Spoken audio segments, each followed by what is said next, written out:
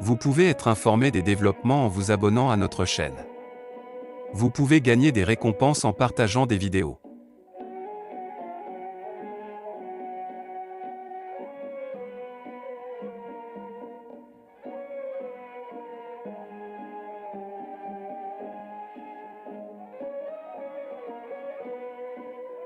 De la collection Rizali Nur Parole, auteur Bediüzzaman Said Nursi. Bismillahirrahmanirrahim. Wa bihi nasta'in. Elhamdülillahi Rabbil alemin. Vessalatu vesselamu ala seyyidina Muhammedin ve ala alihi ve sahbihi ecma'in. Au nom de Dieu, le clément, le miséricordieux, c'est lui dont nous implorons le secours. Louange à Dieu, maître de l'univers. Que la paix et la bénédiction de Dieu soient sur notre prophète Mohammed, ainsi que sur l'ensemble de sa famille et de ses compagnons. Ô frère, tu m'as demandé des conseils.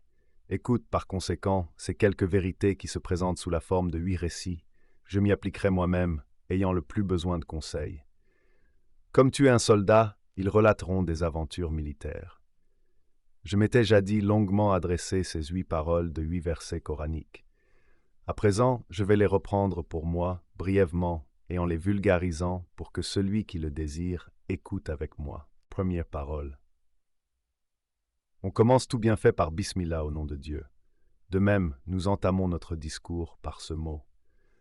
Ô mon âme, sache que cette parole sacrée est un signe de islam et invocation continuelle de tous les êtres dans le langage de leur disposition. Si tu souhaites saisir la portée de la puissance inépuisable de Bismillah et son abondance intarissable, écoute cette parabole. Il faut aux nomades qui parcourent les déserts arabes prendre le nom dit un chef de tribu et se placer sous sa protection afin de subvenir à ses besoins et être à l'abri des malfaiteurs. Faute de quoi, confronté dans sa solitude à d'innombrables ennemis et besoins, il sera désemparé. C'est dans ces circonstances que 2 hommes entreprirent une excursion en pays désertique. L'un, modeste, se réclamait d'un chef, tandis que l'autre, vaniteux, refusait d'en dépendre. Le premier voyagea partout en toute sécurité. Lorsqu'il rencontre des bandits, il dit « Je voyage au nom de tel chef et on le laisse en paix ».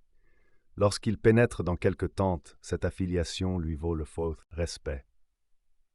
Le second, orgueilleux, fut accablé d'indicibles malheurs tout au long de ses pérégrinations. Devenu extrêmement peureux et réduit à demander l'aumône, il subit avilissement et humiliation. Ô mon âme arrogante, tu es ce nomade et ce monde, le désert, ton impuissance et ton indigence, ainsi que tes ennemis et tes besoins sont infinis. Puisqu'il en est ainsi, cherche donc refuge auprès de l'Éternel possesseur et souverain de cet endroit désolé, afin de ne pas avoir à demander la charité à toutes les créatures et trembler en face de tout malheur. En effet, ce mot est un trésor si inépuisable que ton impuissance et ton indigence illimitée te lient à une puissance et une miséricorde infinie et qu'il transforme ses défauts en intercesseurs les plus valables dans la cour du Tout-Puissant et Miséricordieux. On peut comparer celui qui agit par ce mot à un homme qui s'est engagé dans l'armée. Parce qu'il devient le porte-parole de la loi et de l'État, il ne craint plus personne. Grâce à cela, il accomplit sa mission en bonne et due forme et brave tous les défis. Nous avons déclaré au départ que tous les êtres invoquent Dieu dans le langage de leur disposition. Par exemple, tu vois qu'un seul homme réunit les habitants de toute une ville et les force à partir vers d'autres lieux pour les assigner à différentes tâches. Ne comprends-tu pas que cet homme n'agit ni en son nom, ni par sa force propre, mais que c'est un soldat agissant au nom de l'État et par la puissance d'un souverain? De même, toute chose agit au nom de Dieu. C'est pourquoi des semences minuscules supportent des arbres gigantesques, fardeaux comparables pour eux à des montagnes. Au nom de Dieu, répète continuellement les arbres qui nous offrent les fruits, à lui abondamment octroyés par les trésors de compassion du miséricordieux. Au nom de Dieu, témoignent les jardins, cuisine où le pouvoir divin prépare en même temps de savoureux mets tout différents les uns des autres. C'est le nom de Dieu qu'exaltent les animaux bénis comme la vache, le chameau, l'agneau et la chèvre. Ils deviennent une source d'où coule le lait, un présent de la prodigalité du miséricordieux. Ces bêtes nous offrent en effet, au môme du nourricier par excellence, leur lait un aliment. des plus onctueux et des plus purs, une eau de jouvence. De même, les fines racines soyeuses des plantes perçant ainsi la roche et la terre dure, et s'y frayent un chemin en invoquant le nom de Dieu et sa munificence. Grâce à cette invocation, les autres éléments se mettent à leur disposition. Au-dessus de la terre, les arbres déploient leurs branches et portent leurs fruits. Dans le souterrain, les racines se déploient et évoluent en se ramifiant au travers de la roche dure et de la terre. Les délicates feuilles vertes conservent leur humidité malgré l'excessive chaleur d'été. Tout cela porte un coup dur aux naturalistes et leur présente la preuve tangible que même la solidité et la chaleur auxquelles ils se fient sont, en fait, subordonnées. En effet, des racines soyeuses et délicates fendent les roches, se conformant, comme le bâton de Moïse, au décret divin. فَقُلْ نَضْرِبْ بِعَصَاكَ الْحَجَرَ. Nous dîmes, frappe le rocher avec ton bâton. Coran 260. Et dans leur extrême finesse et leur extrême délicatesse, ces feuilles récitent, à l'instar du corps d'Abraham, le verset Ya naru kuni bardan wa salama. Ô soit pour Abraham une fraîcheur salutaire.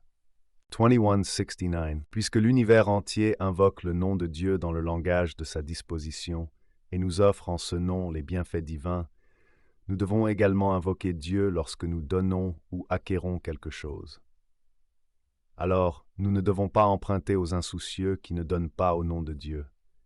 Si tu dis « Nous rétribuons les personnes qui nous rendent service », mais Dieu qui est le propriétaire réel de tous les biens, qu'exige-t-il de nous? En contrepartie de ces précieux bienfaits, le prix que le véritable bienfaiteur demande se résume en 3 points: l'invocation, la reconnaissance, la méditation. Cela signifie invoquer le nom de Dieu au début, le remercier à la fin par la formule « Dieu soit loué ». Méditer entre les deux pour comprendre que ces bienfaits sont de précieuses merveilles artistiques et des miracles qui témoignent de la puissance de l'absolu. La meilleure des interprétations semble être celui dont tout le monde a besoin mais qui, lui, est à l'abri de tout, qui est absolument indépendant, le tout autre, et un présent de sa miséricorde. Quelle stupidité que de se prosterner devant un serviteur parce qu'il t'apporte un présent de grande valeur de la part de son souverain, dans l'ignorance du maître de ce cadeau. Quelle pire absurdité que de louer et d'aimer les bienfaiteurs apparents en oubliant le véritable bienfaiteur. Ô mon âme, si tu refuses une telle absurdité, donne et prends, commence tout et agis donc au nom de Dieu. Cela te suffira.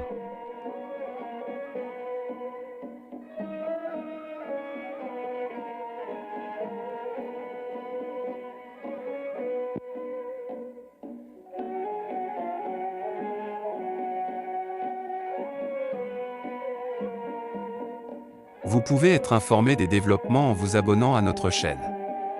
Vous pouvez gagner des récompenses en partageant des vidéos.